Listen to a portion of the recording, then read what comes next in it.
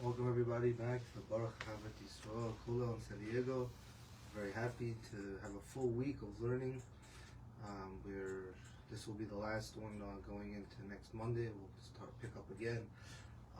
But I'm very happy that we did a lot, and we were able to do for Leila Nishmas, my grandfather, my great grandfather, and for other people that we said Yitzchak ben Ella and Leib Yehuda Halevi. They have a REFUAH SHELEMAH. So we're learning a lot and we're doing a lot, and we're so glad that we can continue. So today we're going to finish, and we're also moving along very well. Today we're going to finish the third chapter, Perek Gimel of Brachos. We already did the first, second, and the third. We're going to start the fourth as well today. Make sure to go to nesatorah.org also to hear shiurim, to spread, make sure to spread these videos around so everybody could start learning, and together we can grow and learn Mishnayos. I actually learned today, right before this, that it says, I don't know where, but it says that you learn Mishnayos and you're saved from Gehenna. You're saved from all those bad things. And so if we focus a lot on Mishnayos, we learn Mishnayos properly, more than just saving ourselves from a punishment, we also get to know Hashem more. We get to know His halacha, and we get to know what it means to learn, to know exactly what He means when He says certain things in the Torah, and why He says them. Okay, so yesterday we spoke about a Baal Keri, and we spoke about different halachas concerning him, whether he's able to say the Shema, whether he's able to say the Shemona Esrei. We said that he's not allowed to say the Shemona Esrei because, he's not allowed to say it, but if he did, if he was in the middle of it and he remembered, he's allowed to finish it, but he should do it in Ketzara. He should, say it in smaller versions. He shouldn't say all of the full brachas of Shemona Esrei. He should say the beginning and the end. We learned that Kriya Shema, he's allowed to concentrate, but we also learned the Shita that said he's allowed to say it fully. So now we're going to continue along the same line of Baal Keri, where we're going to introduce something new. Not, I don't know the levels everywhere, what they know, but this is something called a Zav. And the Zav is somebody who, I didn't mention this yesterday, but a Baal Keri, we spoke about him going to the mikvah. We even spoke about that if he's in the mikvah and the time comes for Shema and different things, if everybody remembers. But really, he's not, he's tameh, his body becomes tameh. That we're only speaking about the Baal Keri. Now, the Zav is something we introduce next. But he becomes tameh from the seminal emission. But when he goes into a mikvah, he actually becomes tahor, and it takes a day for him to become, towards the night, he becomes tahor. But now we're introducing something called a Zav. A Zav, he emits a semen-like substance from his body, which we don't, nowadays, I don't believe medically this happens, or if it's found, or I don't know exactly, but I don't think it's as common, so we don't know exactly what it's like, but it's like a seminal emission. It's similar to that, but it does hold the power. If it happens twice, then it holds the power to make you tameh for 7 days, as opposed to just 1 day, which a Baal Keri would be. So we spoke all about the Baal Keri. Now we want to speak about the Zav and what is his, what does he do? How does he function out through the day? So let's begin with the last Mishnah in Perek Gimel Vav. Zav Shira Keri. The Nida Shepalta Shechva Zera. So we're also going to speak about a woman who's a Nida, who when you become a Nida, she's tameh for 7 days as well, just like the Zav. But we're also going to speak about another thing where this Nida becomes a Baal Keri. A woman can become a Baal Keri through marital relations with her husband, and then a couple of days later, actually, just her having relations with her husband makes her a Baal Keri. But there's also a case where a woman who has relations with her husband, afterwards, the semen substance comes out of her body after having relations, so she would also be considered a Baal Keri through that as well. So if a woman has it coming out of her as well, it's also a problem. Before we were just speaking about men, because we know it's common for men, to emit the semen. But sometimes with women, if they have marital relations, it can come outside of them, I guess because it was inside and it just found its way out. Zav Shara Keri, so Zav that, so now we're speaking about a Zav who's also a Baal Keri, meaning not only did he have this special semen like a mission, he also, during that time that he was, found to have twice have this semen-like substance come out, he also had semen, the original thing that makes you a Baal Keri, he had that come out of him as well. V'nida shepalta shichva zera, and also a woman who's a nida, but she as well had relations with her husband before she became a nida, because you're not allowed a woman's not allowed to have relations when she's a nida, when she is a nida, when she's considered a nida. However, before, if we're speaking about a case of a woman who before she had relations with her husband, which makes her a Baal Keri, and then she became a nida. V'amishameshes shira sa nida tzrichin tevila. So there's three types of people. The zav who becomes a Baal Keri. So he not only is he a zav, which makes him 7 days ritually tamei, ritually impure. He's also a Baal Keri in that time. A woman who had relations with her husband, went to the mikvah, and then became a nida. So she was a Baal Keri, but then she went to the mikvah and then became a nida. So she was back and forth going through tumah. And now we're speaking in the last one. Is a woman who is who had relations with her husband, did not go to the mikvah, became a nida, and then later on it came out. The semen came out of her. And so she'll be considered a Baal Keri and a nida as well. So tzrichin tevila, all three of these people, they need to go do tevila. They have to go to a mikvah and make themselves pure. They're not allowed to learn. They're not allowed to daven. Rabbi Yehuda Paiter. Rabbi Yehuda says the last one is exempt from having to go to a mikvah because I didn't truly understand his reasoning. So we're just going to leave it at the last one, the woman who has relations with her husband, didn't go to the mikvah, became a nida, and then it came out of her is, I believe according to his logic, it's different than the second case of a woman who was with her husband, went to the mikvah, and then became a nida. But in this case, the last case, she is fully tamei the whole entire time. So there has something along the line of, because of that, she's not required to go before study or prayer. She doesn't have to go to the mikvah in that case. And that's the last Mishnah on Gimel. Now we're starting Perek Dalet. Tefillah HaShachar Ad Chatzos. So everything in the first chapter before this was about Kriya Shema. Now we're going to speak about the Midah, more halachas concerning the time of when to say things. So Tefillah HaShachar Ad Chatzos. So when you come to the Shemona Esrei, we know that you have until the Shema. You have until let's go back. I totally forgot. Let's see again.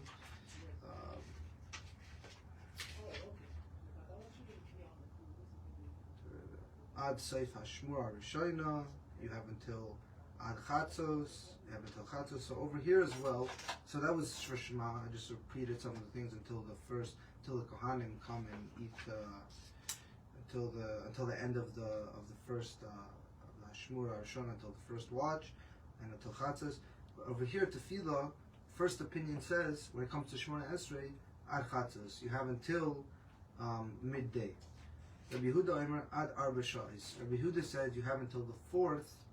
Until the end of the first of the 4 hours. Again, the day in Jewish law, if the beginning part of the day, I guess it's considered day, is split into 12 hours, but each of those 12 hours is split into 4. So 4, and 4. At the end of that first 4 hours is when Rabbi Yehuda says that you have to say Shemona Esrei. So he gives you. It seems, I guess he gives you less time to say Shemona Esrei. And we'll see if we go, there's a great site online, you go to MISHNAYOT. It gives you amazing different times when you can, how much time you have. It will give you the different opinions of Shemona Esrei and Shema. MISHNAYOT.com, amazing, and a lot of people should go to that. It factors in many different opinions, and It's really good, and I use that a lot. Tefilas mincha ad erev. So, first of all, the when it comes to Shema, when it comes to Shemona Esrei, they were the reason we have them 3 times a day, and what they're seen to be corresponding to the Tamid, the Karbanos in the Beis Hamikdash, and the Tamid, they would have one in the morning, one in the afternoon, and at night it wouldn't be the Tamid, but it would be the burning of the remainders of the Tamid on the Mizbeach. So in the morning they had until Chatzos. They got up, got prepared and everything, and they had until Chatzos for that morning Tamid, the Shachar Tamid, whatever. And Rabbi Yehuda says no, they only had until the end. It was again the day split into 4, 4, and 4. At the end of the first 4, Tefilas mincha ad erev. So the next opinion says that. So when it comes to the mincha tamid, you have until the night time. So it's not giving you until chatzos. It's not giving you a specific time. It's just until it starts to become night. Rabbi Yehuda Omer ad plag hamincha. So Rabbi Yehuda says you have until plag hamincha, which is 1/4 hour before nighttime. So he gives you less time. It's an hour and 1/4 before the end of the day. Until the first one says tefilas mincha ad erev, until the night, and this one says until plag mincha, which is 1/4 hour before the end of the day. Tefilas erev ein lo kaveh. So when it comes to, and the next one is, so we spoke about shachar, you have until chatzos or arba amos, and you have mincha, you have until erev, or going to according to Rabbi Yehuda, plaga mincha, and on Mariv, when it comes to tefilas ha'erev, ein lo kaveh. There's no specific time for it. You really have the whole night, because we even said really that it says over here that really that the Shemona Esrei is something that's not at nighttime. It's not considered a must. It's we accepted it as an obligation on us to also do it, but corresponding to the Karbanos, there wasn't the Karban Tamid at night. It was more of just burning the remainders of what was there, I think, during the day. So really you have the whole entire night to recite the Mariv, the Shemona Esrei. So Musaf is said, during Rosh Hashanah. It's said during Rosh Chodesh and all different holidays, and Shabbos. So now we're going to speak about the Karban Musaf. It was again all the prayers correspond to the Karbanos, and the Karban Musaf, Kol Hayom. You have the whole entire day to say Musaf. Rabbi Yehuda comes again at Sheva Sha'is until 7 hours. So Rabbi Yehuda on all of these first opinions disagrees with all of them. We say one Shita says Ad Chatzos when it comes to morning. Rabbi Yehuda says Arba Amos, Mincha until the evening. Rabbi Yehuda says Plaga Mincha you have until, and the Musaf is, you could say, the whole day. Rabbi Yehuda says Sheva Sha'is. The only thing he doesn't disagree on, it seems like, is tefilas ha'erev ein lo kaveh. When it comes to the tefillah of the nighttime for Mariv Shemona Esrei, there's no specific time for it. Yehuda doesn't disagree on that understanding. Rabbi Nechunya ben Hakana. So now we're on base of we're on Parak Dali, the 4th chapter, on the Mishnah base. Rabbi Nechunya ben Hakana haya mispala b'kinasos l'beis hamidrash v'yatzu tefilas kitzara. So this is something that a lot of people, I don't believe, I think they know, but I don't know if everyone is doing this, but it says over here that you, in the morning, if you're coming after davening, if you're coming to go sit down to learn, you're doing a daf yomi, you're doing halachish, or whatever you're doing, there's a thing that Rabbi Nechunya ben Hakana used to say when he would come into the Beis Medrash to go learn. He would say a prayer before and a prayer when he left. Amrulo and his students said to him, they asked him a question, Ma makom letefila zoi? What exactly is this tefillah that you say, and what's the point of it? Amar lahem, and he tells them, Sasi ani misbalel shaloi se'ara tikala al yedei v'tziasi ani noisin haydaya al tchalki. So he gives the reason. He says that when I enter the study, I'll pray that no harm will come. And I'm actually going to, this tefillah, I'm going to read for you all, the two tefillahs when you come in. You can find it in any art scroll Gemara, right in the beginning. You can find it right here. There's the one that you say when you come in, and the one that you say when you leave. And I'm going to read for you exactly what this is that we should be saying. And it's all based from the Mishnah, which I don't know if people have exactly all that understanding from it. I'm just saying from my own understanding is that I wouldn't think this specifically, this tefillah came from the Mishnah, but we see Rabbi Hananya ben Hakana had this understanding that you should say this, and this is what it's translated to be. May your beer will Hashem, my God, that a mishap not come about through me. And may I not stumble in a matter of law and cause my colleagues to rejoice over me. And may I not say regarding something which is tameh that is tahor, and not regarding something which is tahor that is tameh. And may my colleagues not stumble in a matter of law, and I rejoice over them. For Hashem grants wisdom, from His mouth come knowledge and understanding. Unveil my eyes, and I may perceive your wonders from your Torah. So that is the prayer that we say before we come and sit down and learn some Gemara, I guess it says that tefillas koydem halimud, so it's really for any study, not specifically to Gemara, but you could find this in any art scroll. I don't believe it's in many of the regular regular Talmud Bavlis, but in the art scroll they always have this in the beginning.